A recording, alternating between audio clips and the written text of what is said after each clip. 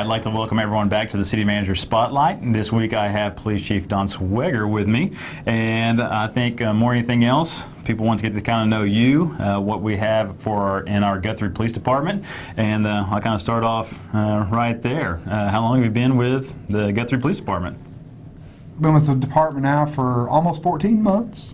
I've been in law enforcement since 1994. I started out as a reserve police officer, and I was hired on by a sheriff's office, and I spent about 8 months at a sheriff's office before coming to, at the sheriff's office I started out as a deputy, rose up through the ranks, and when I left there I was an elected sheriff. Then I was hired on at a municipality in Bristow, Oklahoma, as their police chief, and I spent almost 10 years there before coming to Guthrie. I've taught college for about 3 years now, criminal justice courses. I've taught at the full-time police academy for the state of Oklahoma for about 8 years now, and then I've taught reserve police academies across the state for probably 10 years. Firearms, taser, ethics, standardized field sobriety, driver's training, stuff like that. Excellent. And could you tell us a little bit about your policing philosophy and what you're bringing over here to Guthrie from all of your experience both working for counties and other municipalities? Probably one of the biggest things that I want to do is make sure that our police department is reaching out to the community. Far too often police departments have a circle the wagon mentality and us against them mentality, and it only breeds discontent between the department, the city, and the community. We've taken some great pains to reach out to the community. We're revamping our Facebook. We're putting officers back into neighborhoods. We're putting officers back on to foot patrol downtown. We're putting officers back into the Lions Club, the Rotary, Kiwanis, stuff like that. We're making sure officers are out inside the community instead of locked away in their vehicles, away from the people that they serve. If we're not out amongst the people that we serve, making sure that we're addressing their needs, addressing your needs, we're not doing our job, and when we lose the public trust, we cannot function.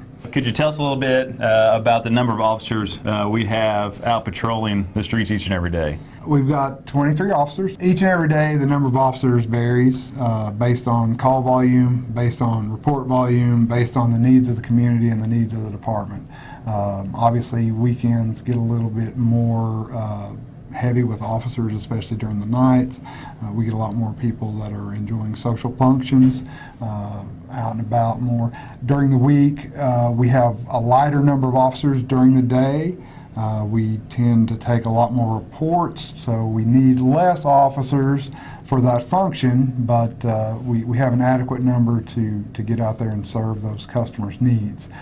Nights, afternoons are typically more officer heavy because more people get home from work. We have a higher number of people within the city at that time who have more need for our service at that time. So it varies by shift, by hour, by day. We just filled a position for a victims advocate where we're going to bring an officer in and reach out to victims of crimes throughout the community, help them through the court process. They're better served by the community, have better access to the services that most victims are not aware that they could have access to. The police department has a pretty wide range of responsibilities in the city of Guthrie. Our 3 school resource officers perform that function 9 months out of the year. When school lets out in the summertime, 2 of those take over responsibilities at the lake, and then 1 of those, if we have the manpower freed up, they take over part-time in code enforcement. And then we have 1 when take over canine responsibilities when we have that available. I know oftentimes in the communities that I have been able to manage, I always try to have a few suggestions for people, because oftentimes when they have an encounter with one of our frontline employees, which is usually a police officer, they're there to hold them accountable in regards to city ordinances and Oklahoma State statutes. So do you have any suggestions to people once they are encounter an officer, how to make sure they establish a proper rapport so everything can go smoothly and items aren't necessarily come to a point where it's adversarial 100% of the time?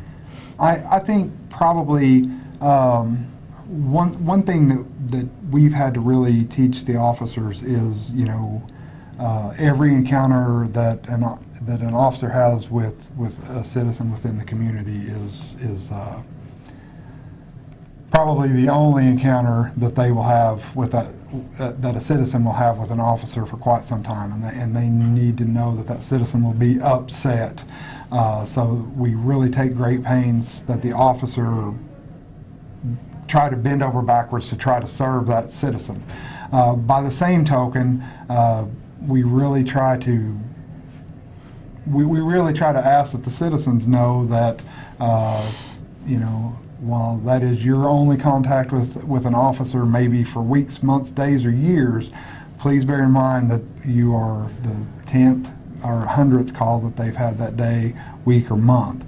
They are trying their best to serve you. Please take a minute, take a breath, give them a minute to provide you the service that you want, that you need. Express your desires to them calmly, coolly, and plainly. They're there to serve you. They want to serve you. They want to give you what you're asking for.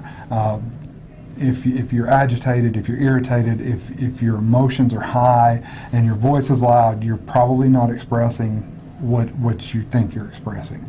Take a deep breath. Take just a second. Express it to them calmly, coolly, and competently. They will get you what you need. That's awesome. I know that throughout my number of years as management, every city that I've been with, we've always had budgetary constraints.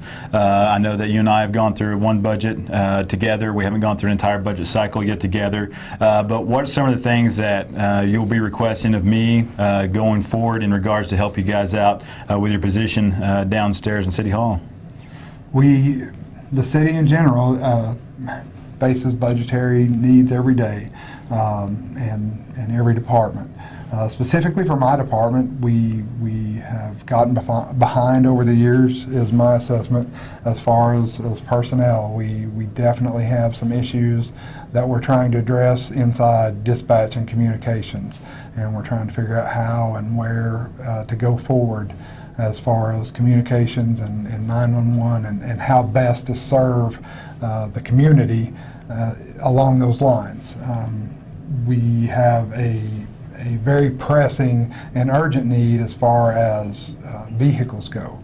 We have cars as old as 1997 that are on routine patrol every day, that are well beyond the safety standards of a professional police force. It doesn't sound bad for a normal family sedan, but when these cars routinely reach high speeds and heavy braking and run sometimes 24 hours a day, sometimes 7 days a week, they don't stand up very well for long periods of time, and probably over 50% of our fleet is well past its service life. And then just regular routine equipment is well past service life, and hopefully most of the department heads and the city manager are working with a plan for some capital improvements that will get every department on a routine replacement plan instead of a hit and miss hodgepodge replacement plan, which is really what the city has probably been looking for a long time, and just no one's sat down and done it long term. It'll be great for the citizens of Guthrie. I know that I'm old enough to remember when I was in elementary school that I had to remember what was the phone number of both the police department, the fire department, and Jiminy Cricket from the Pinocchio series helped me to sing songs to remember those phone numbers. But since then, we've come a long way over the last 4 decades. And can you kind of tell people where we're at, where we're located, and who to call both in an emergency and in a non-emergency? The police department's located at 306 West Oklahoma. We're open 24/7, 365 days a year. Doesn't matter if it's Christmas, doesn't matter if it's next Tuesday. We have someone here 24 hours a day, 7 days a week. Come by if you need us, emergency or not. Our non-emergency phone number, 405-282-3535. And then for any emergency, police, fire, or medical, 911. I think as we go forward as a management team, both with yourself and your department and myself and my administration department, we're going to have routine communications, and as I go out and communicate what your guys' professional philosophies are and what your guys' methodologies are, what would you have us to convey out there to the community at large? I think our biggest message right now, and the message that I am trying to get across right now, is we're a different department than we were a year ago. We're a different department than we were 5 years ago. We are new, we're growing, we're improving. If the community sees something they want different out of us, let us know, because I have a vision, you have a vision.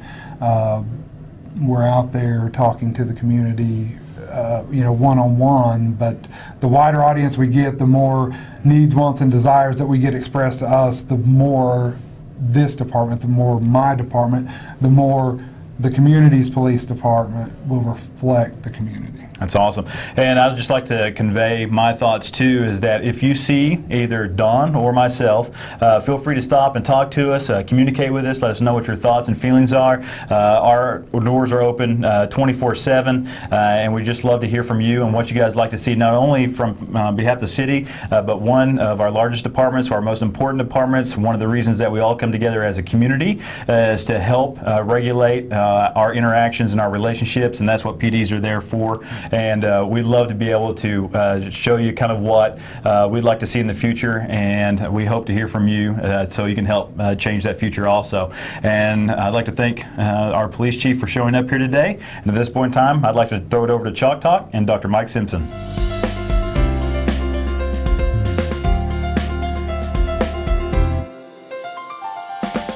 Hi, I'm Mike Simpson. Thanks, Bruce, for having us on your show. And I'm superintendent of schools for Guthrie, and wanted to first of all give a welcome to Bruce. Welcome to our community. It's always good to have some people from the outside come in and give us some insight, and we really appreciate how Bruce has hit the ground running. So thanks for that.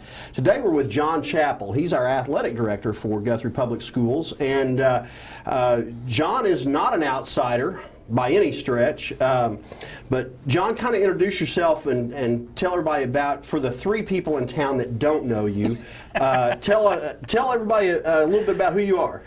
Well, I was born and raised here in Guthrie, and my family was all raised and reared here, and I left here and went to the University of Oklahoma. But while I was here in Guthrie, I pretty much played everything that they'd let me play. And as an elementary child, I'd actually play a basketball game. Halftime, I'd go to a wrestling match, come back to the basketball game. But only reason I said that Oklahoma, I actually graduated from Oklahoma Baptist University, but I did attend OU for 2 years. And then I went to OBU, I played baseball, and then I, of course, met my wife, and then went and coached at UCO for 3 years, and then got the baseball job here in Guthrie, and I've been here ever since. And then, of course, when Gary Boxley retired, you guys came and gave me a courtesy visit and kind of hog-tied me. But, the wife and I really thought and prayed about it. And so far, for about almost a year now, I've been the athletic director, but we've enjoyed it so far. Okay, well, tell me what it's like for you to go from athlete to athletic director at your alma mater? Tell me what that means to you. Well, it means a lot. You know, people always ask me, you know, what do you wear? Well, I've got enough of these. I've got enough of these shirts to give everybody. But matter of fact, we had a young man that came back that graduated from here in 2008, Michael Harmon, and I said, Mike, don't buy any Blue Jay shirts. I got plenty for you. So I've taken care of Michael in that regard. But it definitely means something. You know, I definitely bleed blue. There's no doubt about that. But you let me pretty much do my job, and you let me kind of install some of the ideas that I've wanted to do, and we've been able to do that. And like I said, hopefully we'll be able to get some more things done in the athletic department. And and right now we're doing okay. Well, you know, I ask you that question because, you know, I had the same transition at one point in my life where I became the athletic director at Stillwater, the school I went to high school at, and so I know it's a rewarding thing, but it does come with its challenges, no doubt. So tell me what your vision is for athletics at Guthrie, and where do you want to take the athletic department? Well, I think the first thing you have to look at is, you know, we've been pretty successful, but of course in our facility aspect, you know, I've already met with Bruce, and you know, we're looking at something in that regards as far as possibly some softball, baseball fields in the community, and you know, we've already made taken some big steps at the junior high gym, just some paint, and we've got rid of a lot of stuff. I mean, I found stuff in closets that's older than me, but some of it we got rid of it, some of it we kept just for historical reasons. I don't know. Give it to Jerry Gamble. He's got everything from way back in, I don't know, 1890, I think. But you know, we've went into the lobby of the gym at the high school, and we've repainted that and did some stuff with our trophy cases that we've been able to find here and there that we actually hadn't had to spend. Of course, the new bleachers that we were able to put in that you guys were able to put in the gym at the high school. We've done a lot of things, even at the new stadium. You know, we say the new stadium, but it's 10 years old now, and we've been doing a lot of work down there on the trim work, make sure we can preserve it so we don't have to replace it. And of course, we're at constant battle with the field, but you know, it looked wonderful. A guy named John Legetsky, we call him Poe. John Poe does a tremendous job down there, and you know, at the baseball field end of it, we've built and mended some fences, and we brought in a shed, and but you know, our real vision is kind of like what we've done with our football program. As far as our little league football program is basically second to none, from the first grade all the way up, and you know, we've tried to do lots of things in previous years of being able to do that with some of our other programs, but you know, facilities are an issue when that, you know, in the baseball, softball area. You know, we have some issues with our track not being the proper lane, the numbers, you know, and I've learned a lot. I kind of stayed in my own little world down at the baseball field for 25 years, and you know, everybody thought I knew everything about athletics, but I knew my area. But so I'm learning every day. I mean, every day there's something that you took for granted. The Clay Tartars and Gary Boxley when it came to the track, and you know, we had Pete Paparonis up here in the basketball for years, and you know. So like I said, I'm learning things about some sports that I never did play, and of course soccer's brand new to me, and we're looking at some stuff in soccer.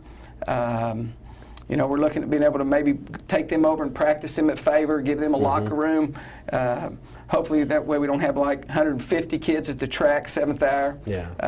Kind of get them away and still be able to play their games out at the track, and maybe make that feel a little more presentable for them in track season, because it gets really torn up throughout the year. Yeah. Well, you know, the thing that I've noticed and appreciate about what you've done is you put your stamp on it, on a lot of things, attention to detail, things that make a difference when people walk into our facilities or watch our kids compete on the road. And I want you to know I appreciate that attention to detail that you bring every day. You know, and I also know that when it's your alma mater, it's a little bit more special to you. Yeah. You know, you've given a lot of your life to Guthrie athletes, and now you have the opportunity to touch even more every day, and that's something I know you don't take lightly. Well, you know, when I was at the junior high, you know, people asked me the first month or so what I missed the most. You know, did I miss baseball practice? Did I miss the camaraderie with those kids? Did I, you know, this is the first time I missed football in 12 or 13 years as far as practice. But, you know, honestly, I miss my junior high kids. I mean, to be honest with you. But, you know, the new handrails at the football field. You know, and then we're in the process of painting the ones that are 10 years old. Yeah. We're in the process of getting those all painted up. We've got all the top ones painted, but it's like I said, it's a long process, and you know, we'll get it little by little.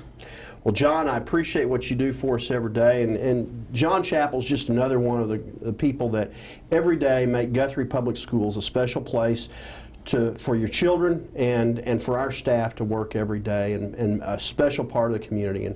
And John, thanks for being on here today with us.